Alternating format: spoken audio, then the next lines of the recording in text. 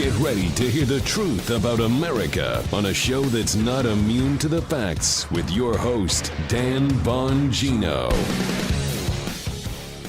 So, one of the authors we highlight in this show often is Michael Anton. He nails it again in an article on Afghanistan that hits two remarkably good points that, ironically, President Trump, whether he knows it or not, whether he knows he was addressing Anton's points or addressed last night in his interview with Hannity. The left loves to celebrate diversity, right, folks? But then when there's actual diversity, like maybe how the people of Afghanistan feel about democracy, no, not that diversity about democracy. That's racist. Right, that's racist. And then the other point, which I brought up often since we've been doing this show, how if you're going to go to war, maybe sometimes it is just about retribution. And maybe you should make it, quote, short and big. This is a must-read piece. Today's show brought to you by ExpressVPN. Thousands of my savvy listeners have secured their internet and their activity online with a VPN. Do it today. Go to expressvpn.com/Bongino. Welcome to the Dan Bongino Show. Let's get right to it. I've got that. I've got a humiliating video by the Taliban actually citing Facebook as an example of censorship. Again, what did we say yesterday? We took a poll. Human waste or the liberals at social media companies screwed to it. Human waste won 6-0 yesterday between this show and the radio show. Human waste. Human waste is an unblemished record against social media companies. All right, as I said, today's show brought to you by our friends at ExpressVPN. Going online without ExpressVPN is like leaving your kids with the nearest stranger while using the restroom. Most of the time, it's probably fine, but you never know who you're trusting. Every time you connect to an unencrypted network in cafes, hotels, airports, your online data is not secured. Any hacker on the same network can gain access to and steal your personal data, passwords, financial data, all kinds of stuff. It doesn't even take a lot of technical knowledge to hack someone. Just some cheap hardware. A smart 12-year-old could do it. Your data is valuable. Hackers can make up to $1,000 per person selling your personal info on the dark web. ExpressVPN, it creates a secure, encrypted tunnel between your device and the internet so hackers can't steal your sensitive data. It would take a hacker with a supercomputer 1 billion years to get past ExpressVPN's encryption. It's super easy to use. Just fire up the app, click one button, and you're protected. Works on all devices, phones, laptops, tablets, and more, so you can stay secure on the go. We love it. It's the only VPN we use. We've used it forever. Secure your online data and activity today by visiting expressvpn.com/Bongino. That's expressvpn.com/Bongino. And you'll get an extra 3 months free. expressvpn.com/Bongino. All right, Joe. Let's go. Yes, sir. All right. Yes, sir is right. All right, so our buddy Michael Anton hits it again, nails it again about what went wrong in Afghanistan. Michael Anton's a very gifted writer. He's been a member of the national security community for a long time, but unlike many members of the national security community, he calls out the swamp he knows he was in, and says, here's the problems with Afghanistan. He nails it in two specific ways. And then I'm going to play some audio of Donald Trump in a minute as well. And Trump basically says the same thing. And it's kind of hilarious how the left is always calling out Trump, but he always seems to get it when they don't. All of these disasters that have happened the minute Trump left office, right? All of them. Election debacles, inflation, open borders. I mean, the left, this is supposed to be the smart one, correct? I'm not crazy, right? No, the media's told us the left, they're the benighted class. Yeah. They're the smart ones. Tolerance, coexist, bumper stickers. This is all we've heard about these geniuses in academia, Hollywood elitists. They're so much smarter than us, the little people, the smelly Walmart crowd. The smellies. That's what we've heard. Yet how is it that every time they're in charge and their leftist ideas are implemented, right?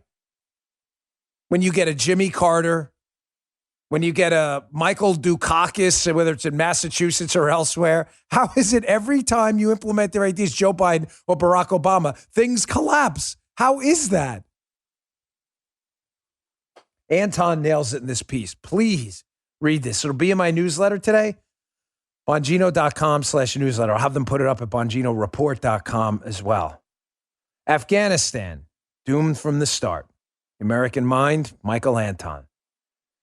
Michael Anton, again, has been a member of the national security apparatus, whatever you want to call it, these fancy words, for a long time. And he makes a lot of points in this piece. But in the interest of time, I have to distill it down to two hard takeaways. Part number one. He talks about how these liberal Americans and even centrists now, everybody, you got to celebrate diversity. All right. Well, what about when diversity means that some people don't look at democracy the same way we do? No, don't say that. That's racist. Here, quote, Michael Anton. Modern Americans are endlessly told to, quote, celebrate diversity, but are also hectored to treat other people as if they are interchangeable and all behave in the same ways and want the same things.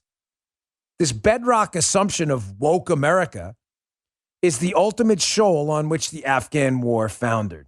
Amen. He goes on to express any doubt that a fundamentally pre-modern people, talking about Afghanistan, with entirely different experiences and expectations from a State Department bureaucrat or NGO do-gooder, especially to suggest that democracy might not be an easy sell in the Hindu Kush, was instantly to expose oneself to the charge of racism or Islamophobia.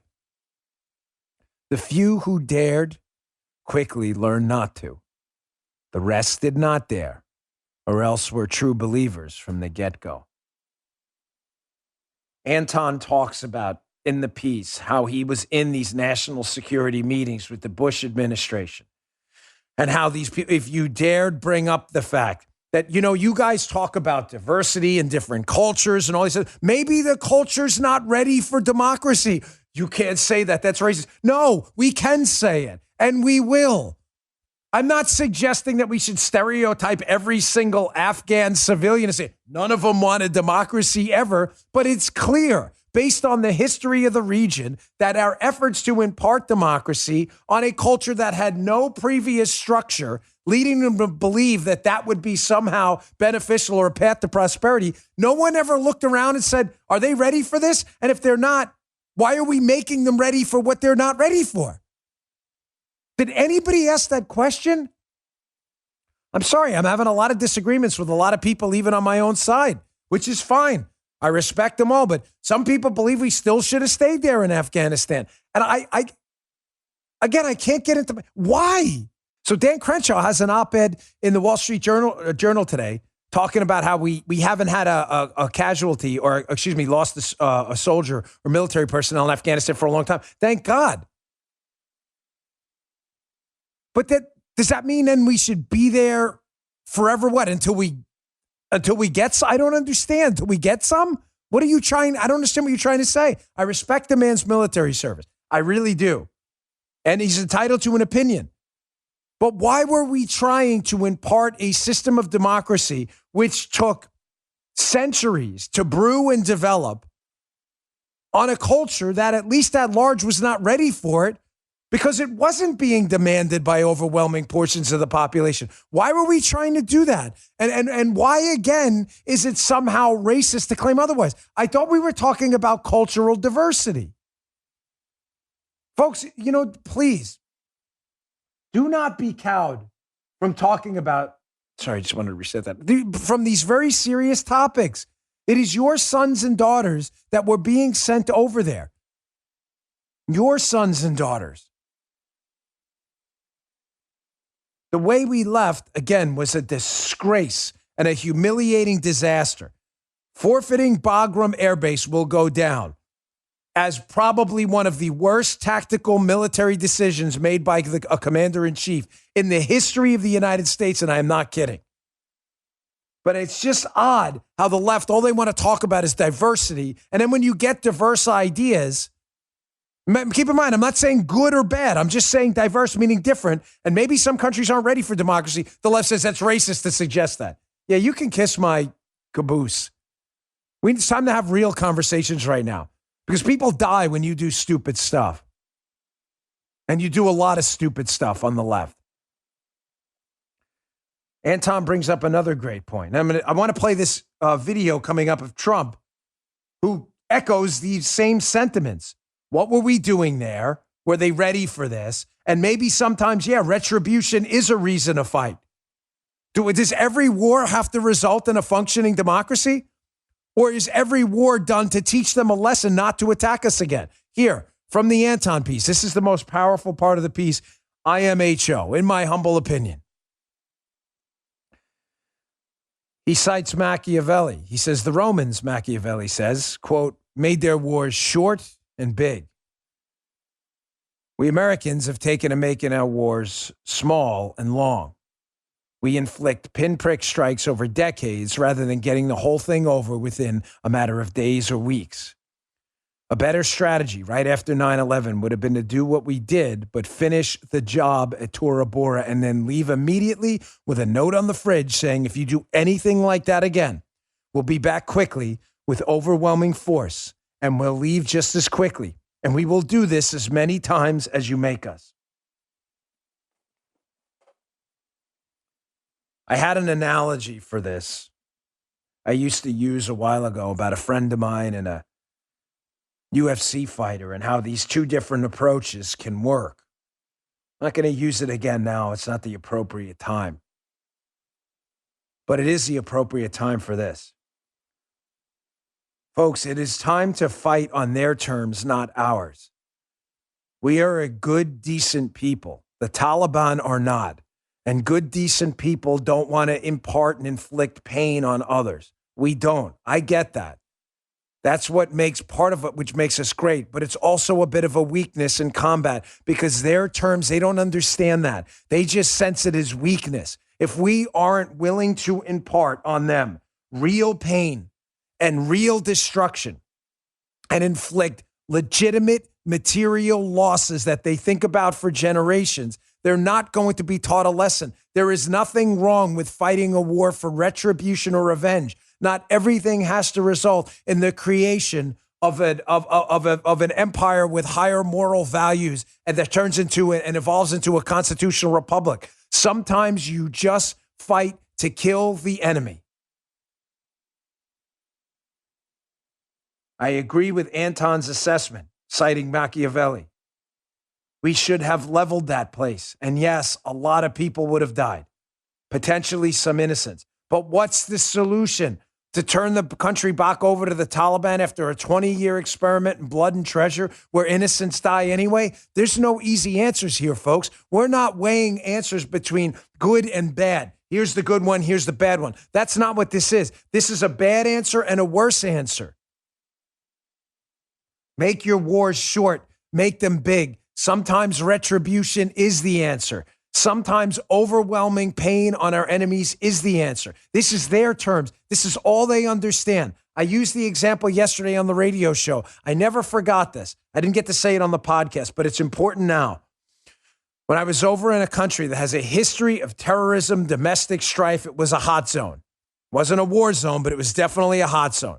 And I was doing an advance over there. I will never forget one of the generals. He would not talk to the White House staffer.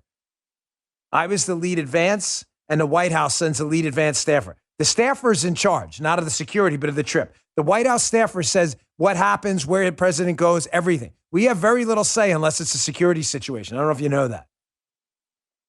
The staffer would talk to the general who was running this thing in this country, and the general wouldn't even look at him. He would only look at me. And it got uncomfortable after a while, and I asked him, well, why aren't you addressing the staffer when I saw him offline? And he said, you got the guns. Those are the people we deal with. There's a part of the world that is their terms. Violence is king. He who has the guns has the power. You control the guns, you control the fight. It's a brute force equation. And we're trying to do pinprick strikes over 20 years to do what? Maybe we should have just leveled the place and got out. Again, that's not faux bravado. It's thinking strategically. Maybe sometimes retribution and revenge in an overwhelming manner so that a lesson is taught is the only way. And maybe we have to do it again. We're not going to solve the world's problems in one strike, no matter how overwhelming. Yeah, he brings up a good point. This approach, then we get all the occupation there. You're occupying, or we're not occupying anything. We're the one country, probably the only empire in the history of planet Earth that could occupy, take over, and doesn't. We turn this back over to them But it creates this animosity as left-wingers, the UN and other, the occupation of the United States. Why are we letting them do this? There's another great op-ed in the Wall Street Journal today. In the interest of time, I can't get to all. I'm just going to cover it quick. But they make the point that how all these left-wing organizations are constantly attacking the United States military.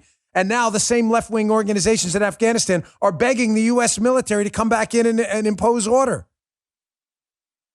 Make your wars short. Make them big. Do not run from the fact that we are seeking revenge. That is their language. That is their terms, not ours. I understand that. Maybe explain that to the American people. But we're a good, decent people. We don't like to see other people in pain. We don't want to see casualties. We don't. That's a good thing. That's not a bad thing, but it can be a weakness when you're dealing with people who only understand one thing: blood, guts, and pain. They don't speak your language of democracy, and there is nothing wrong with you saying it. Here's President Trump last night in an interview with Sean Hannity. Listen to him again. His political instincts, for all the times he's savaged by these leftist lunatics, his political instincts are right. And he's been consistent on this topic for a long time. He said something very deliberate here.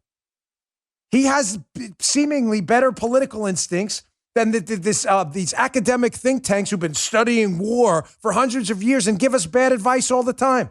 Here he says to Hannity that he spoke with one of the leaders of the Taliban when they were negotiating, and he made the point that you don't know what pain is. That was actually the guy from Silence of the Lambs. Sorry. I was not quoting him there, but I just thought of that. You don't know what pain is. But he makes very clear, he says, to the Taliban leader, I know where you live. You mess with us, your village goes first. Impose real, heavy, violent losses on your enemy. Trump gets that. I don't know if it's because of his history and with a bunch of mercenary folks and throughout and whatever, and trying to feel out people's instincts and motives and very kind of mercenary business deals. I don't know where he gets those instincts, but he has them. Listen to him discuss this last night with Hannity. It's important. We had a very strong conversation. I told him up front, I said, look, before we start, let me just tell you right now that if anything bad happens to Americans or anybody else, or if you ever come over to our land, we will hit you with a force that no country has ever been hit with before. A force so great that you won't even believe it. And your village, and we know where it is, and I named it, will be the first one. Mr. The first President, I want to interrupt. Dropped right there. You said this to who? Yeah.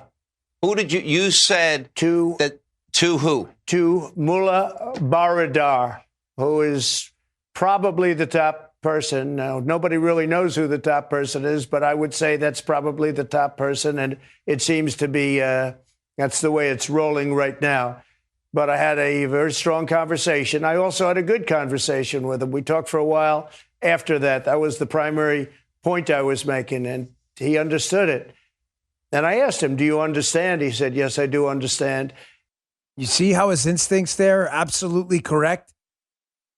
I told him, this kind of de facto leader of the Taliban at the time when he was negotiating, I know where your village is, you personally. And then he says at the end, another important point, I don't want you to gloss over there. I asked him, do you understand? Do you understand? I'm coming after you and your family. I get it. These things are hard to hear. Oh my gosh, we should leave the families out of it. You say that because you're good people and you're decent people.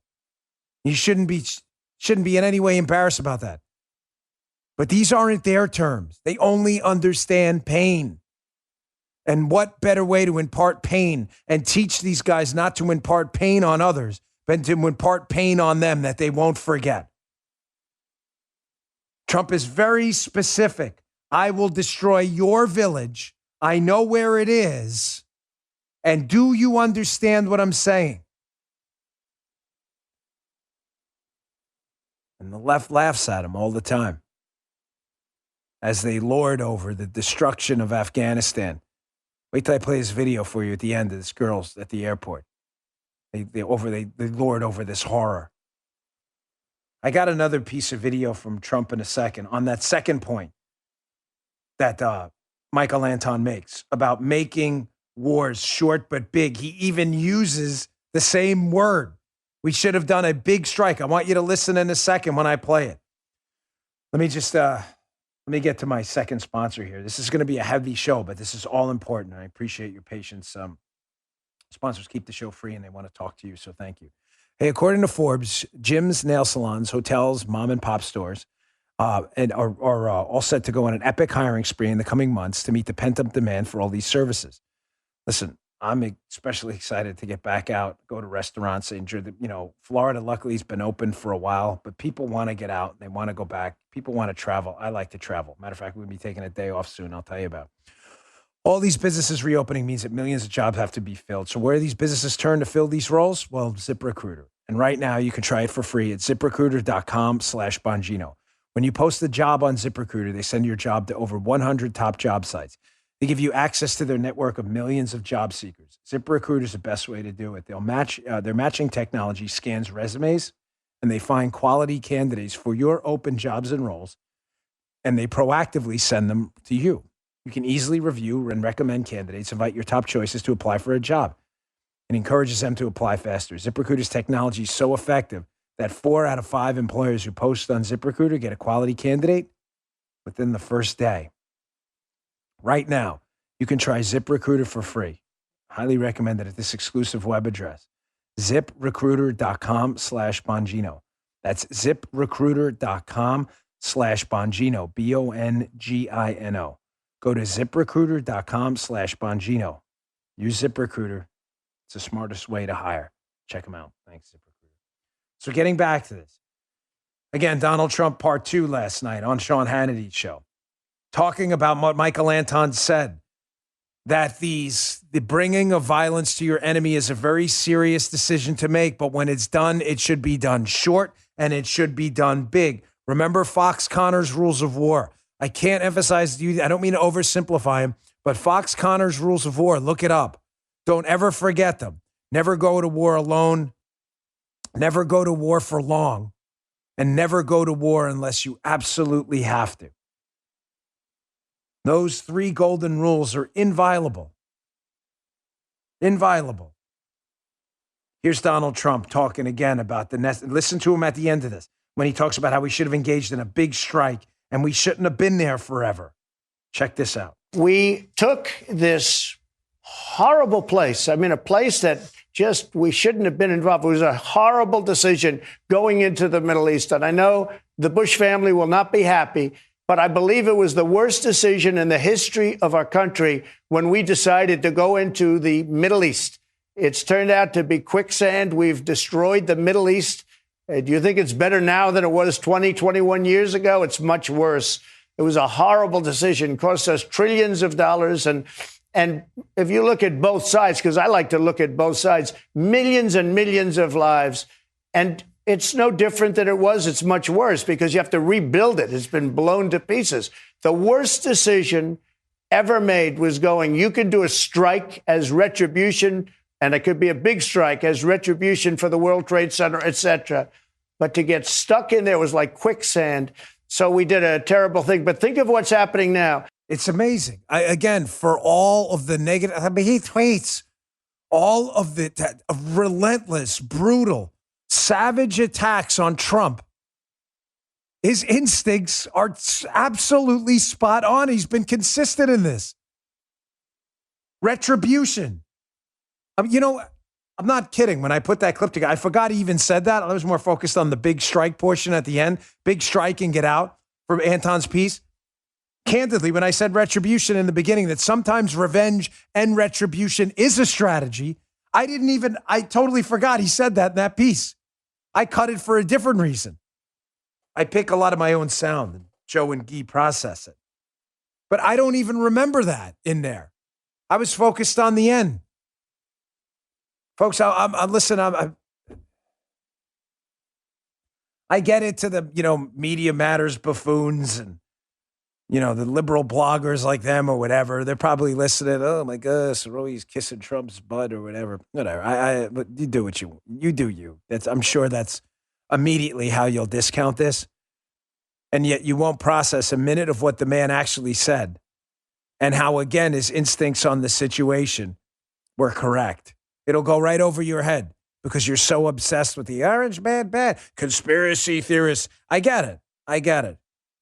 And that's why you'll never understand this movement, ever, because you don't want to. The man's instincts were right. Maybe he deserves a little bit of credit for it. Talk about humiliating, folks, how this has gone, this disastrous pullout. Here's the Taliban and their press shop, whatever that is, who remarkably is allowed to continue on Twitter and our social media platforms, but Donald Trump isn't. Despite, again, Donald Trump being right and the Taliban being murdering savages who rape girls, take child brides, and force women into servitude. Yeah, they're allowed to stay on Twitter because Twitter, again, human waste, Twitter social media losers, human waste wins every single time. Here's the Taliban citing Facebook, another bunch of losers, as an example of how censorship works. And maybe you should ask Facebook. A reporter, you're going to hear the translator's voice. A reporter asked the Taliban, like, hey, you guys going to stop women and everyone from speaking out or anything like that? The Taliban cites Facebook. If you work at Facebook, I'm just asking you a question today, where human waste wins over you every day, right? I'm asking you a serious question. How does it make you feel that the Taliban cites you as a source for inspiration? And cite you as being worse than them. How does that make you feel? You wonder why you've lost the human waste battle 6-0 on this show? Just resign from your company in total disgrace. Twitter, Facebook, ScrewTube, Google, resign in disgrace. You have lorded over the downfall of free speech and civil liberties in America.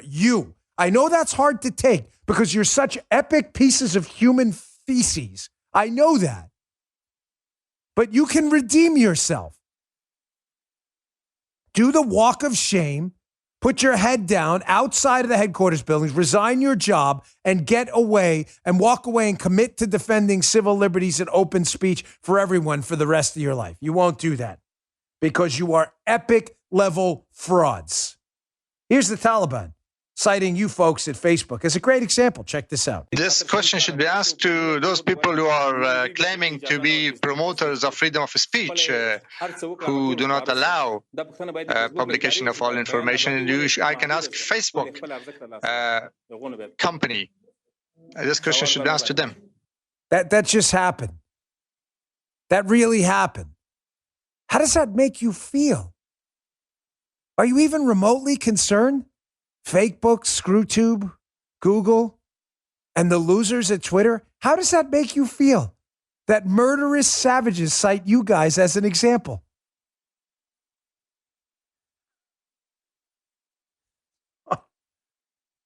Unreal. Folks, the forces of evil are winning right now. They are. Let's not pretend otherwise. But I don't want to depress you.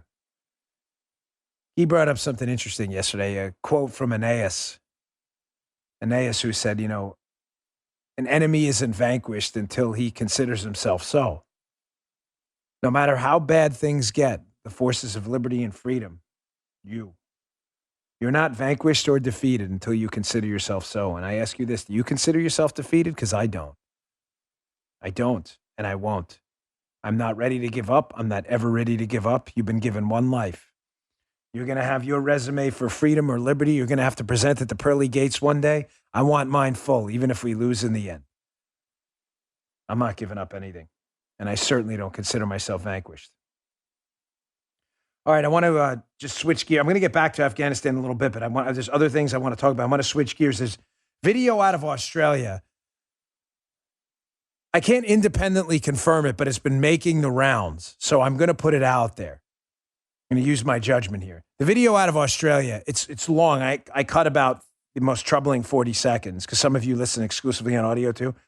Australia has descended now into full-blown police state madness. And I bring it up after this Afghanistan conversation because the line I just used applies here too. The forces of evil are winning right now. coming up in a second. You're not going to want to miss that. Folks, we're an Omaha Steaks household. We love the food. The food is fantastic. Their burgers are second to none. Toast up a nice little bun, get the Omaha Steak seasoning, drop it on the top. It makes it sometimes a little adobo in there on a burger with the grill lines from Omaha Steaks. Throw a little steak on the side, a burger, a steak. Maybe a little apple caramel tartlet when you're done. We love it. It's delicious food. Labor Day's around the corner. Is it That's incredible. Can we fact check that? Joe, is Labor Day around the corner? It is? Thanks, Keith. Joe, I can't believe it. It's time to get ready for the last cookout of the summer. Go to omahasteaks.com and type Bongino in the search bar to shop the deluxe grill out assortment.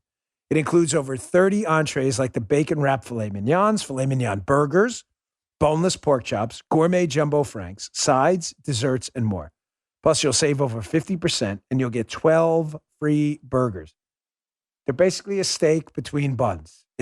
They're that good. You won't eat another burger again. Omaha Steaks isn't just steak. It's the best steak of your life. Some of our favorites, the Bongino family, include the bacon-wrapped filet mignons. I see my mouth waters when I talk about this. It's the only downside to this ad. The delicious filet mignon burgers and the caramel apple tartlets, big favorites of my daughters. Visit omahasteaks.com. Enter keyword Bongino in the search bar, and you will save over 50% when you order the deluxe grill out assortment. Plus, you'll get 12 of their incredible Omaha Steaks burgers free.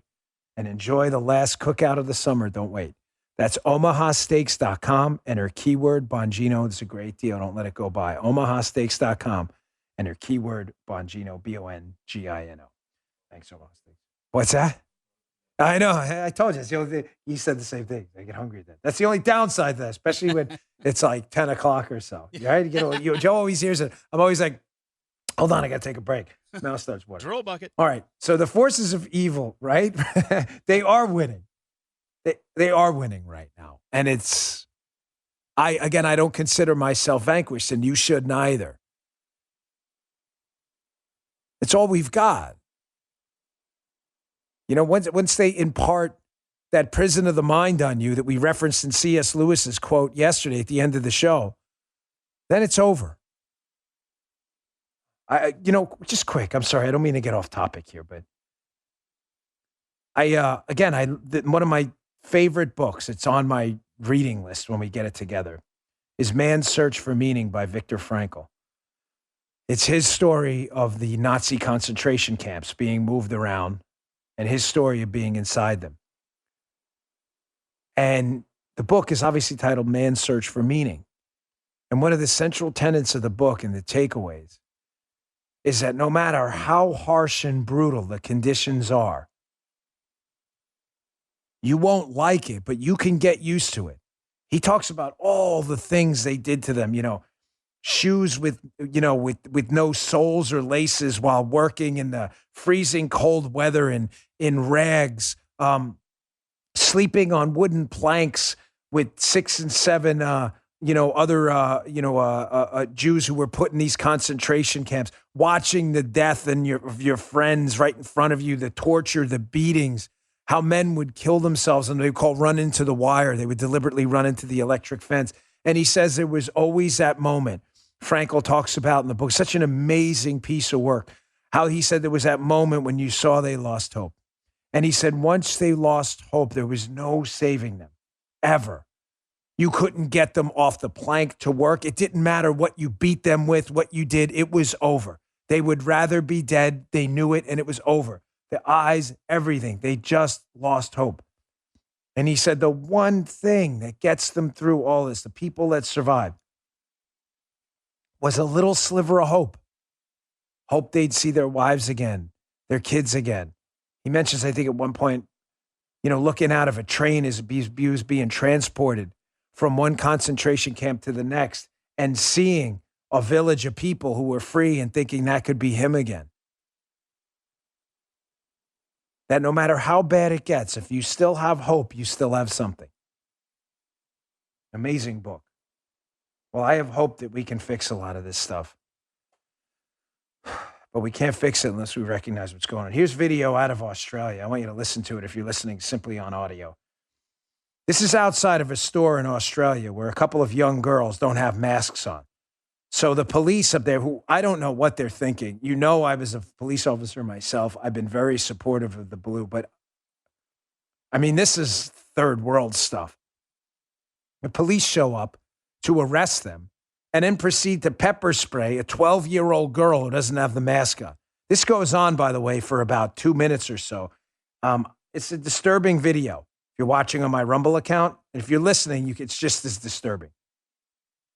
Check this out. Look at this. Look at this. My brother on the phone for nothing. The people sprayed the 12-year-olds. Get on it. Bring the paper spray the 12-year-olds. Look at this. You paper sprayed the 12-year-olds. We're pepper spraying 12-year-olds now for not wearing masks. You know, I say to we have a weighty, heavy audience in Australia. I say to my friends in Australia, I'm with you. But there's not one of the people involved in this electorally should be reelected. Not one. If you're not ready to get out and organize, and I know many of you are, I get your emails all the way from across the world. If you're not ready to get out and organize and you're not ready to save your country, most of you are, I get your emails. Not one of these people should have another term in office. Not one. Whether they're your local commissioners, NSW people who are appointed, Sydney locals, nationals, whatever they are, they should never see elected office ever again. All of these videos should be played on loop in every future campaign to remind people what happened when they get vanquished because they considered themselves so and they lost all hope. Don't lose hope.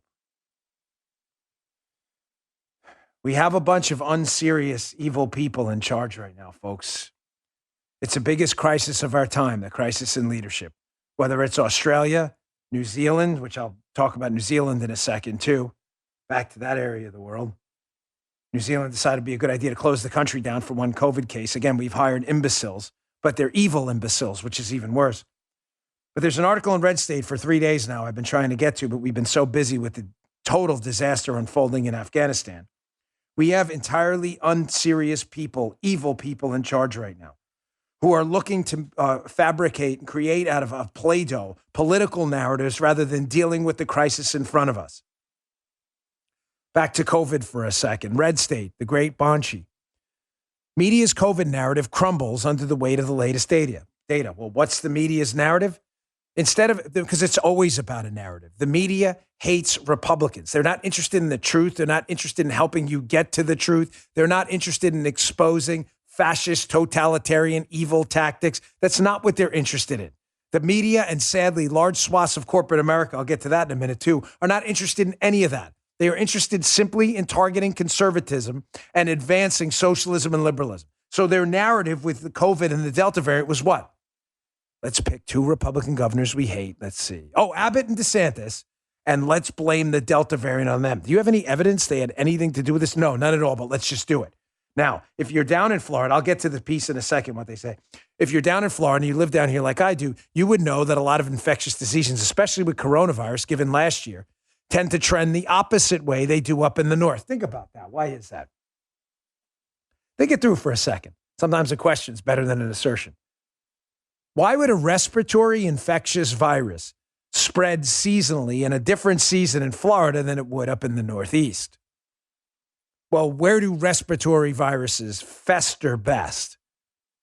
Indoors, right? But air circulation is obviously going to be poorer than it would be outdoors. Right. And people, because of the constraints of the walls indoors, are forced closer together. So when are people indoors in the Northeast?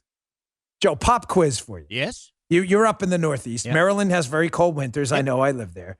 Are you outdoors more in the summer or in the winter in the Northeast? It's not a trick. Nah, no trick. I'm outdoors more in the summer, Daddy-O. Yeah. Mm-hmm.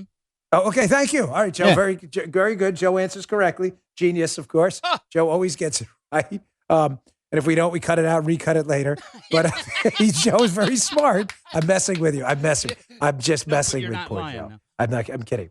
No. Once, but I messed you up. The question was worded poorly. We did do that once. So, yeah, you go indoors more in the winter. Now, if you're in Florida, where in the winter it's about 78 to 85 degrees, but in the summer it's 90, 95, sometimes close to 100 with backbreaking humidity in the summer down here, people find themselves more indoors in Florida in the summer. So Ron DeSantis said last year, where Florida had a spike in the summer, we will probably get another spike of a respiratory virus like coronavirus in the summer. And that's exactly what happened. But the media wasn't okay with that. So now that this Delta variant is spiking in liberal states, all of a sudden the media started to say they're in a panic. Oh my gosh, what are we going to do? We can't blame DeSantis for Hawaii. Check this out from Banshee's Red State piece. She says, note that Hawaii is nearly 5,000 miles away from Florida, including a massive expanse of ocean in between. So any assertion that Floridians are somehow causing the current spike in the Pacific is laughable on its face. Rather, Hawaii, which has had a very restrictive mask mandate, both indoors and outdoors, is getting hit hard by Delta at exactly the time you would expect if you were looking at past trends. The proof? Hawaii's largest previous spike happened in August of 2020, the exact month they are seeing a spike this year. It's not just Hawaii, though. Many Midwestern states are now seeing the same trend play out. You see how leftist goons, evil people in the media, you see how these leftist anti-liberty, anti-truth advocates were so eager to destroy a conservative and not tell you the truth that it was seasonal, that now that it's happening in blue states, you notice the governor of Hawaii is not the target of the ire of Joe Biden. Why is that? Oh, that's right, because it's a Democrat state. And tragically, I never wish ill on anyone, not like these sick leftists. Tragically, you're going to see another spike of this Delta variant as the weather cools down in the Northeast and people go indoors. And I'm wondering what Joe Biden's going to say about Phil Murphy and Kathy Hochul, the new governor of New York, when that happens up there. Are they going to suffer the same withering criticism that Ron DeSantis and Greg Abbott did? No, of course not. Because the people we're being led by, again, are unserious, evil people. But I still have hope we'll clean this up in the end. And again, I don't consider myself vanquished, and you shouldn't either. As I reference about New Zealand, where we're being led not just by incompetent, unserious people, but being led by evil imbeciles. New Zealand, Bloomberg. One virus case puts New Zealand into a nationwide lockdown. A friend of mine communicated a message to me she got from a friend in New Zealand as well, happens to be a conservative, who thinks this is a good idea. That's not the emails I'm getting, just to be clear. Emails I'm getting from New Zealand and friends they're furious about this, but that some alleged conservatives are playing along with this insanity is mind-boggling to me. All right, so here's what we got coming up. Let me get to my last sponsor, my friends at Blue Blocks, for a second. It's our last sponsor, but please don't go anywhere. I've got a must-read Substack article by Michael Tracy, interviewed an a soldier serving in Afghanistan, one of our soldiers, not an Afghan soldier. In the interview, this was months ago, you're going to ask yourself after you hear this quote from the interview, were we lied to the whole time? Was the Afghanistan operation a money-making operation for this military-industrial complex? Oh my gosh, you can't say that. That's a talking point. But what if it's true? What if it's true? That's coming up. And a story about corporate America selling us out, which is gross. Hey, if you're a listener of my show, you know I suffer from poor quality sleep. I did for a long time. But I'm laughing because he doesn't have his buddy, Justin, to make fun of me and my sleeping issues. It's a big deal for me when I sleep good. I come in this right, Key? I celebrate it. Dude, you'll never believe it. I had 2 hours of deep sleep last night. One of the things that's helped me, not a joke, man, I would have bought them anyway, is these Blue Blocks glasses. I wear them at night. I wear them before I go on TV too. I got the Blue Blocks Sleep Plus blue light blocking glasses. My sleep quality's gone through the roof. You don't understand how much a blue light from screens keeps you up at night until you put the Blue Blocks Plus. Sleep Plus blue light glasses on, you start getting drowsy the minute you put them on. You'll just trust me on this one. Blue Box offers 3 options: blue light computer glasses and the Summer Glow blue light glasses to wear during the day when you're working behind screens or artificial light. And like I just said, the Sleep Plus glasses, I put them on about 2-3 hours before bedtime. It creates more sleep hormones. You'll start getting drowsy within me, maybe like a half an hour putting them on. Glasses come in non-prescription, prescription, and reading options. Blue Box is made in optics laboratories in Australia, not mass-produced in factories in Asia. They have stylish frames with science-backed technology. Blue Box analyzes light and only filters the damaging wavelengths so you can be your healthiest self. Filter 100% of UV light. Don't settle for any cheapos. These are worth the money. Since wearing the Sleep Plus blue light glasses, my sleep's been through the roof. Sleeping longer, deeper, and I feel better when I get up. It's important. My head has to be in the right spot, especially with everything going on. They have styles for everyone, and you can virtually try them on the app. Find glasses for every need. Blue light for helping with digital eye strain, Summer Glow for helping with low mood migraines, Sleep Plus for improving your sleep. They also have other amazing products such as low blue light bulbs, red light therapy devices, and 100% blackout sleep masks, all backed by science. Blue Block ships worldwide in rapid time. They have easy returns and exchanges. How do you get them? Go to Blue Blocks. That's BLUBLOX.com/Bongino and use coupon, use coupon code Bongino to save 15%. That's blueblocks.com/Bongino and use coupon code Bongino to save a terrific 15%. Blueblocks.com/Bongino, BLUBLOX.com/Bongino. Thanks, Blue Blocks. Okay, so back to Afghanistan. We have to start asking serious questions because unlike the unserious, evil people we're being led by, we are a good, serious people that have to start making hard decisions. Michael Tracy wrote a piece on July 13th. You may have seen him. He appears on Fox News once in a while. But I caught this from Glenn Greenwald. Glenn Greenwald, who just started a Rumble account, has a terrific video up about a lot of this.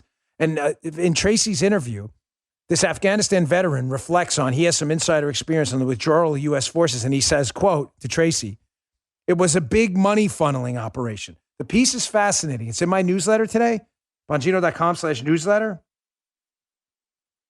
But I'll go to the one part, in the interest of time, I'll go to the part I found the most devastating.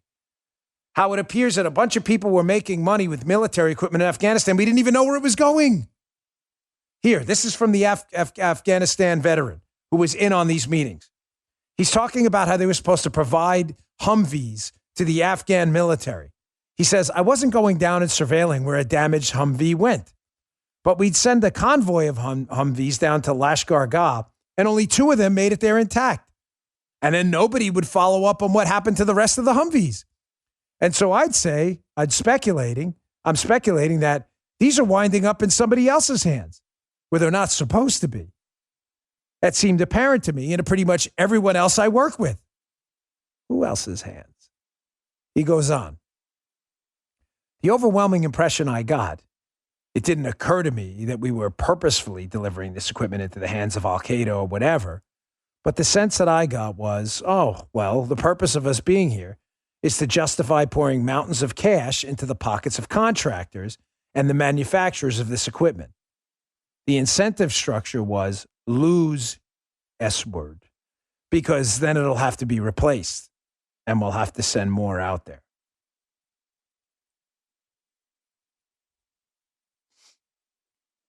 We're not allowed to bring this up. We're not allowed to bring any of this up, or we're not allowed to talk about this. So we would send, 12 Humvees to our supposed partners in the Afghan military. 2 of them would make it. Nobody asks any questions about what happens to the other 10. Just to be clear, you can't have a gun, according to liberals in the United States of America, but we can produce up-armored Humvees, lose them, and then never account at all for where they went. Yeah, that sounds about right.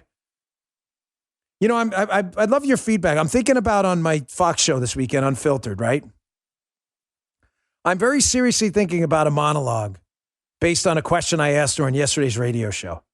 If Joe Biden was trying to destroy America, would you do anything different?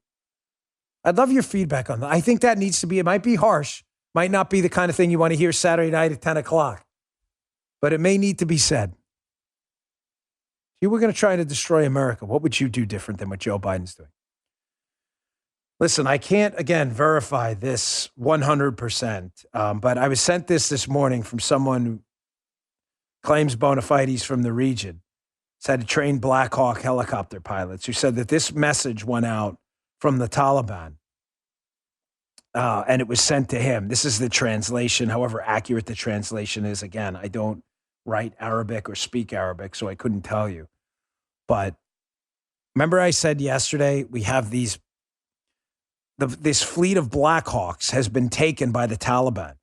They now have one of the largest fleets of Black Hawks among militaries in the world when you factor out the big ones.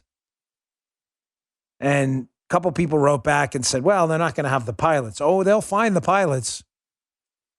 Here, this is a translation from a message that was allegedly sent out. It says, greetings to all the mujahideen of the Islamic Emirate of Afghanistan. Congratulations to all for the recent conquest. The time of Kabul is short, and with the help of Allah, Kabul will come under control soon, and we will settle with all those commandos who martyred our mujahideen and the pilots who fly at night with Americans and attacked us, especially the 777th Block. We will burn their families alive. Good luck.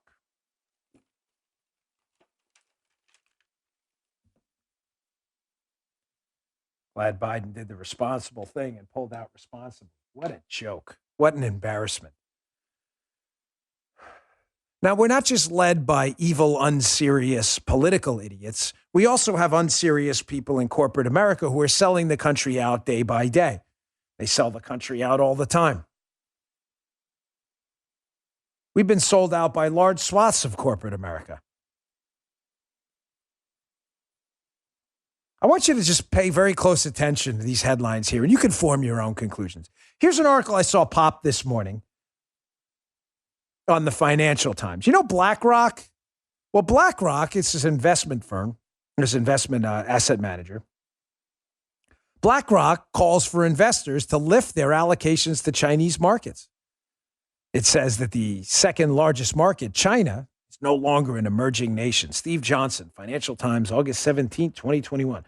So BlackRock, part of corporate America, that I'm a capitalist, but I'm not a crapitalist. BlackRock saying, yeah, you know what? You definitely need to bump your asset allocations more into China. Let's get more money into China. That's our recommendation.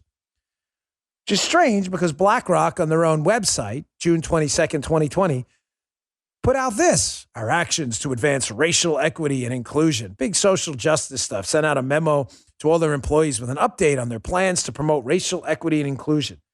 Does that include China, where you're recommending people invest more of their money?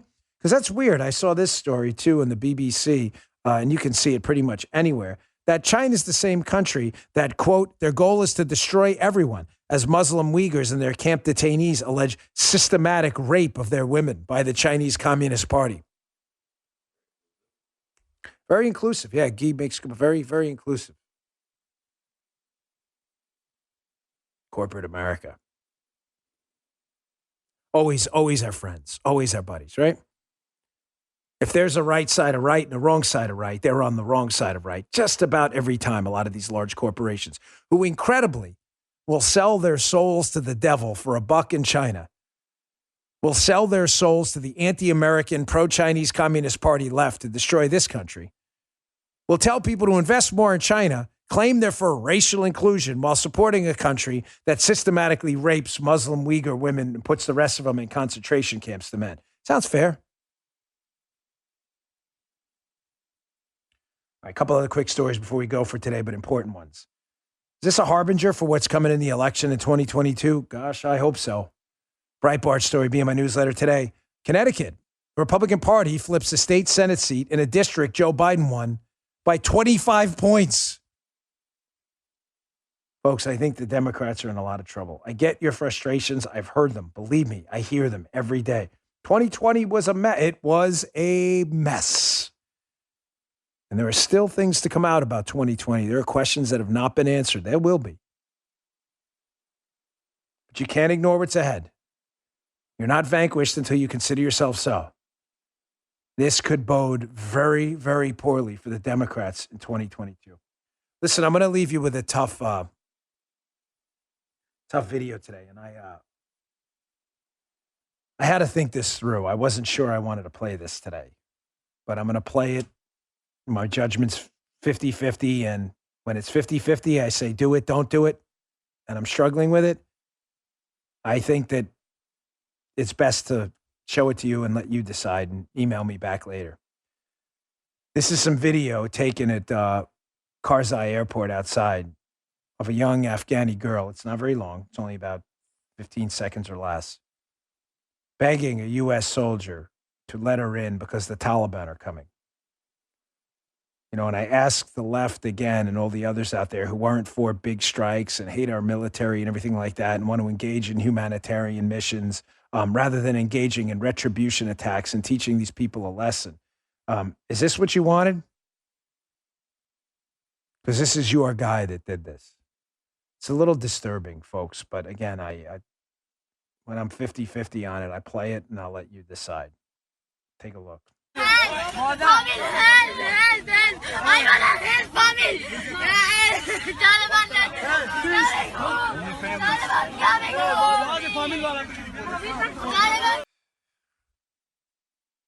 It's hard to watch.